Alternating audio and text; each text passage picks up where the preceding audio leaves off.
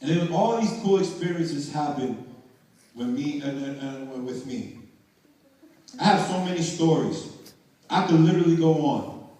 I was going to tell you a story about me and Raul, but as you know, time is ticking. But I could go on with stories about it. Literally, I'm right now writing a book about my life because all the adventures that I've been through, all because I accepted what God called me to do.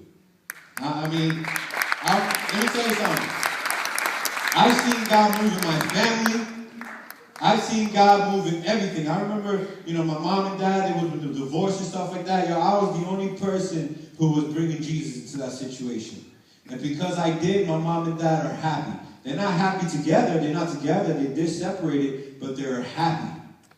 They're not bitter. They're not angry. They're not depressed. And that was because Jesus, and I lived up what Jesus wanted me to do. I decided to live that crazy adventure. Let me tell you, everything I do in my life, I do it just to hear one thing. That when I die, I hear God give me a pound and says, good job, son.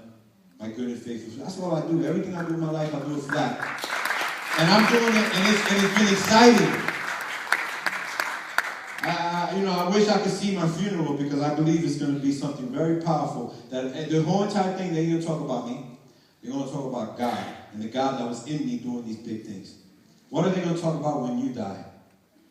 Oh, yeah, that kid was dope. He was able to dump 3 skis at a time. Ooh, yeah. Or she was all right. She was a little jump ball, but whatever. This time and third. She was even people who accept God in their hearts. So, yeah, she used to go to church every day, but she didn't do nothing big. All I know is that because I decided to go east and west, I was able to do these big things. As a little kid, I was always a superhero fiend.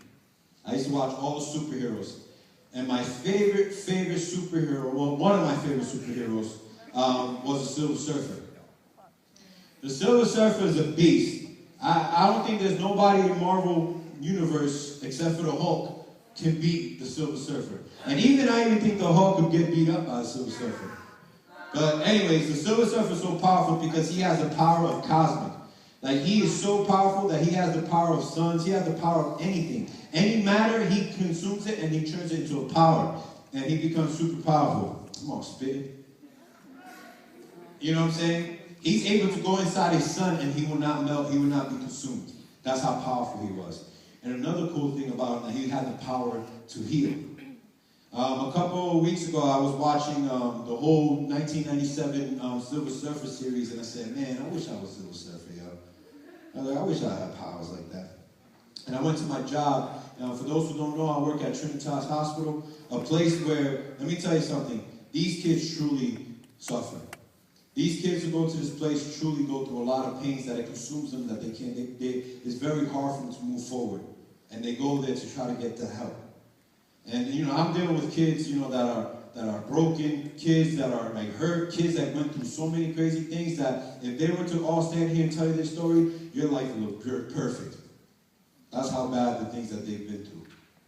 And I remember one of my favorite guys working with me, his name is Mr. Al. He is the man. I love Mr. Al. Because he's like a 40-year-old, big, giant, tall man who acts like a little kid. And we're talking about superheroes and stuff like that. Man, yeah, this, that, yeah, Silver Surfer's dope, man. I can't wait till the new Avengers movie. Ah!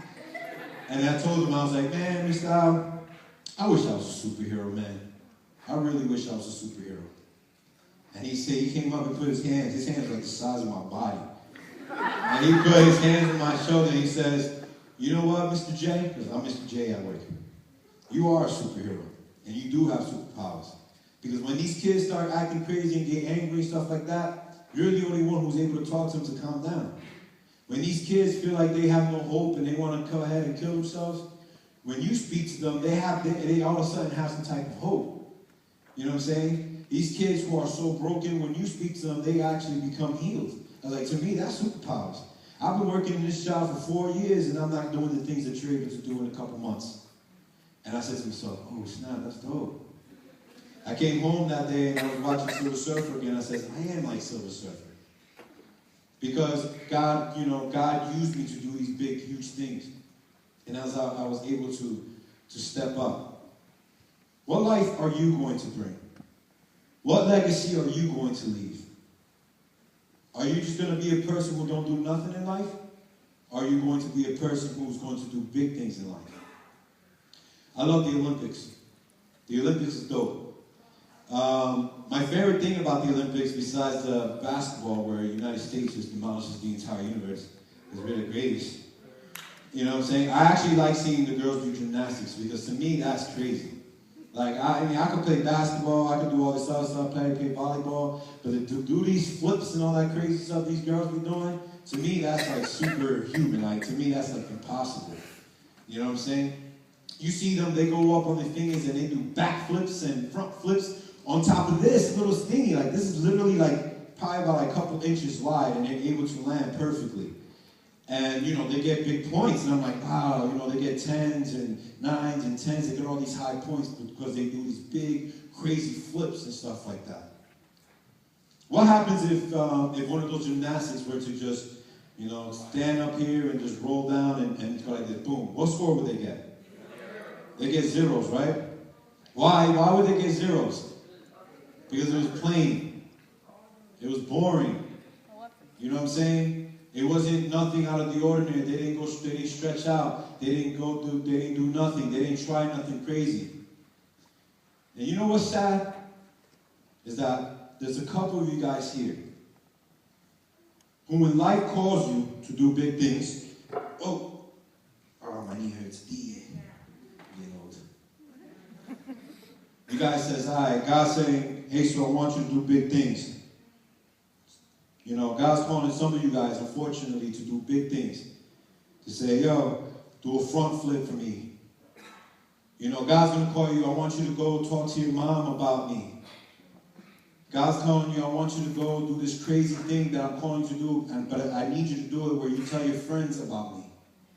I need you to do all these crazy things and to do these big miraculous things where although we may think the miraculous is splitting water and raising people from the dead, to me the miraculous thing is when you're able to make a person who don't believe in God, who don't believe in nothing, believe in God. To me, that's a miracle. You know what I'm saying? To me, that's miraculous. God's calling to do all these big flips, but then we be like, nah, I don't know. I'm like, all right, I'm ready to do this. But you know what? If I do these big things and I ended up going, you know, to try out and go east and west, and God calling me to go and tell these people about Jesus, they're going to not be my friends, so I don't know about that. I don't want my mom and dad, you know, yelling at me because they might not accept me, so I don't want to, they might not accept the Jesus that I'm trying to give them, so I don't want to tell them about Jesus. I'm going to just, you know, go to church and you know, try to follow God and live my normal life and do a little tiny something like this. You know what I'm saying? Just chill here, right here. You know why? Because like this, I'm very safe. You know, in here, except for doing the flip, at least here I'm safe. Because here is normal. Here is comfortable. You get what I'm saying? Here I don't have to go east and west. I'll just stay where I'm at. Because it's safer. But then the day when but one thing that none of us can escape is death. And when you die and you get off the podium of life, you're going to get off. Yeah.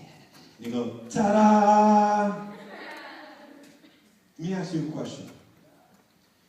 What do you think the ultimate judge, God, the one who judges us all, when he looks at your performance that you gave when you were living this earth, living this life for him, and he sees that performance, what do you think he's going to give you? I think I'm going crazy right now. I could have sworn I heard somebody say 10. If you go ahead living your life worried all the time, not saying like, nah, I'm not going to go do all this stuff for God because I don't want to lose friends. No, I don't want to do these big things for God and tell people about Jesus because I don't want people to call me this little Christian boy and they don't want to chill with me no more. Now, I don't want to go ahead and do all this stuff because then they're going to accept